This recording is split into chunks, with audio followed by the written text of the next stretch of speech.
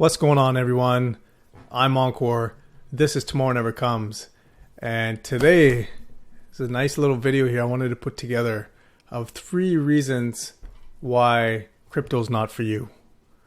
You know, when I first started down this crypto path, as I got more involved and started to do more and more of my own research, it's like anything that you learn that's new and you see the value in it, is you want to share it with everyone, right? And YouTube is a perfect example, right? Myself included on YouTube. I want to share it to as many people as possible. But when you first start, you're so excited, you're so juiced up over learning why this is valuable, not only for you, but for everyone around you, that you try and speak to everyone around you and you try and quote unquote convert them from their current mode of thinking over to the crypto side of things. And usually that doesn't end so well, and mainly because of the approach that we take, we as in those who are learning about crypto and getting more familiar with the space, is we're trying to shove it down someone's throat. We're trying to say, hey, look, these are the best reasons, not even in a conversational tone. It's more of you should, otherwise you're an idiot. And listen, while the underlying tone is not right, the overarching sentiment is that if you're not in the space, you got to get in. Okay. But I wanted to highlight 3 reasons why crypto is not for you. And then there's even a bonus one. So we'll put at the end of the video here, just for fun. All right. And these 3/4 may apply to you. And if they do, then, by no means should you be jumping into crypto and entertaining anyone speaking about it, including myself. All right. So let's get right into it here. So what's the number one reason we have?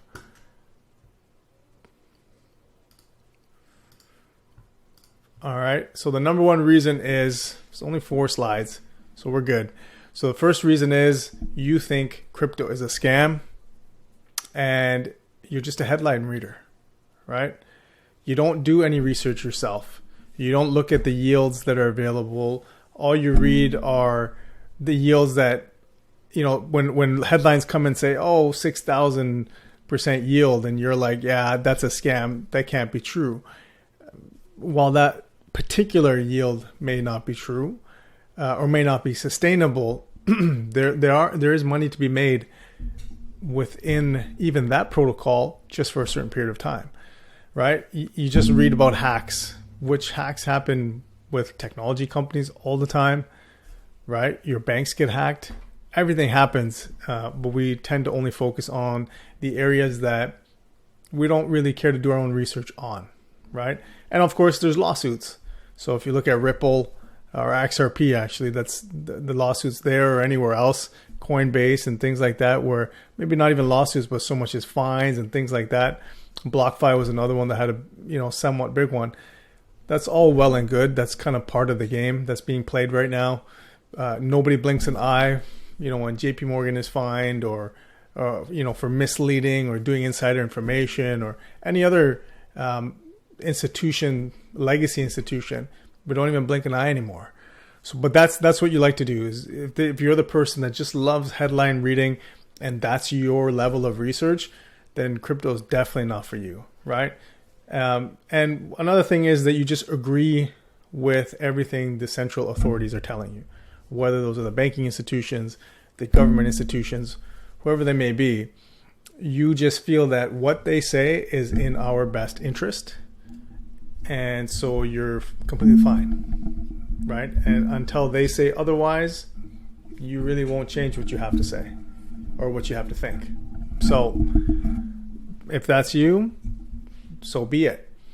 Another person, and this could encompass all of you, right? Or anyone who feels this particular way, you may have all of these points heavy in your mind, is that you ignore any other of the prominent figures in crypto, whether it be the Michael Saylors, the Elon Musk, even governments like El Salvador.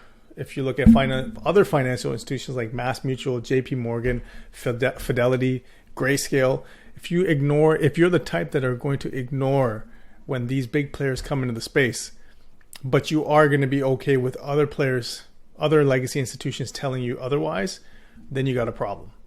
And crypto's probably not for you. All right, number 2.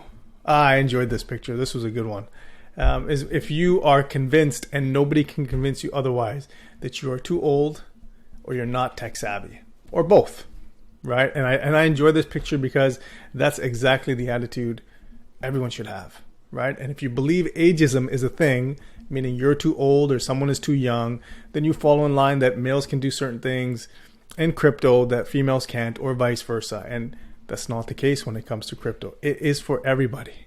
So if you have a fixed mindset, I was born the way I am, I will never change, nobody else can change, I can't change, and you don't have that growth mindset where you can learn new things, prosper for them, learn them well, and help others, then crypto's not for you, right? One key example I want to give is that when the smartphones came out, or the internet itself came out, many people thought not only was it a fad, it wasn't going to last, but hey, I'm not equipped for it. We've never had anything like this before. And I come from the generation that we can remember not having smartphones and not having the internet.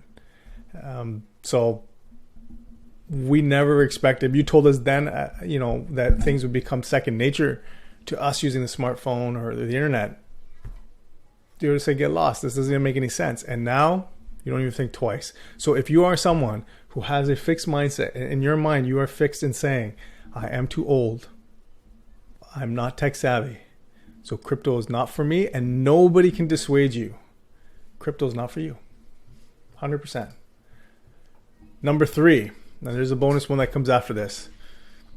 I'm comfortable. And to me, now with my current mindset, I'm comfortable means I'm afraid. And you're probably wondering, what does that, how do those two things even equate to each other? You are comfortable, and all the props to you if you're sitting on any level of achievement, whatever you've accomplished, and everyone has accomplished something, if not many things to this point. But if you're comfortable there and you don't want to grow, you don't want to learn, right? You're not looking for generational wealth. If you're not looking to be part of a growing community, if you are okay with the world passing you by and you just sit in your little bubble of comfort, crypto's not for you. Okay? And so why I say why is comfortable being afraid? Because we all know, at least all the cliches out there, and anyone who's ever lived it, we know that in your discomfort is where you learn the most about you, what you're capable of, and then the outcome or the results from being in that scenario where it's completely uncomfortable, where you get the butterflies, it's usually where you get the most benefits, things you never expected to happen. And so if you don't want any of that, you're not looking to do any scenario that gives you those butterflies, that makes you afraid, you want to sit in your comfort zone, crypto's not for you.